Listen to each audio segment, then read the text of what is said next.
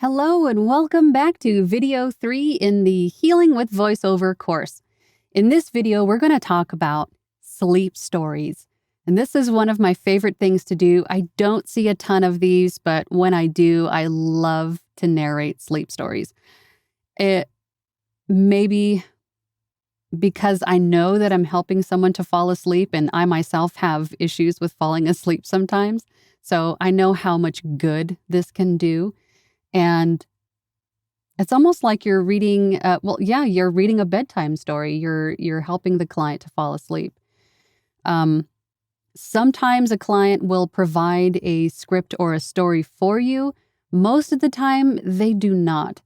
So what I will typically do is ask a client if they want a story made just for them, like an exclusive story, if it's going on a YouTube channel.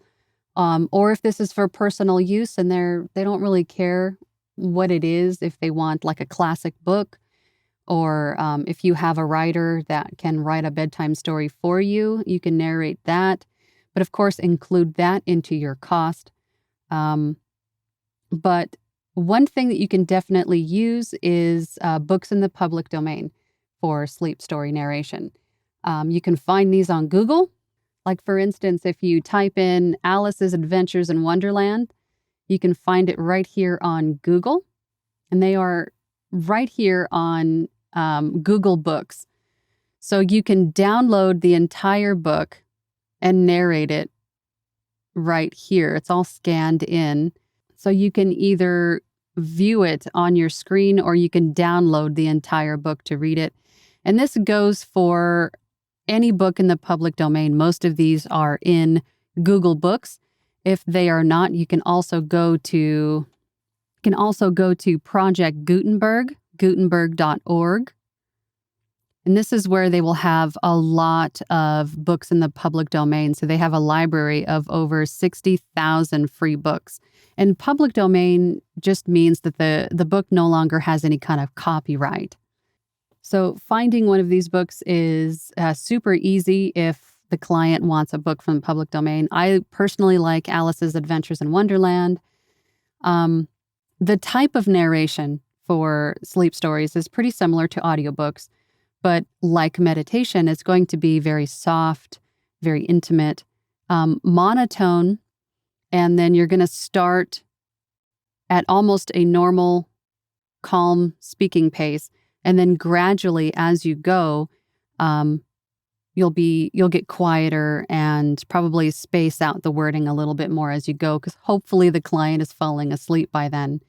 These are typically 20, 30 minutes long. They can be as long as an hour. It all depends on how long the client wants you to narrate these, but generally about 20 to 30 minutes. I'm hoping they fall asleep by then.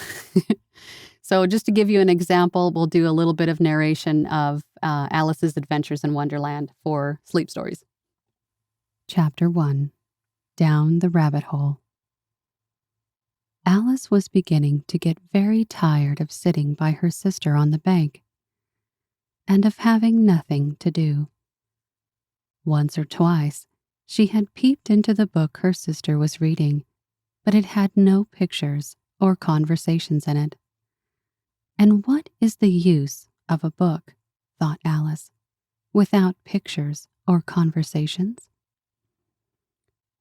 So she was considering in her own mind, as well as she could, for the hot day made her feel very sleepy and stupid, whether the pleasure of making a daisy chain would be worth the trouble of getting up and picking the daisies, when suddenly a white rabbit with pink eyes ran close by her.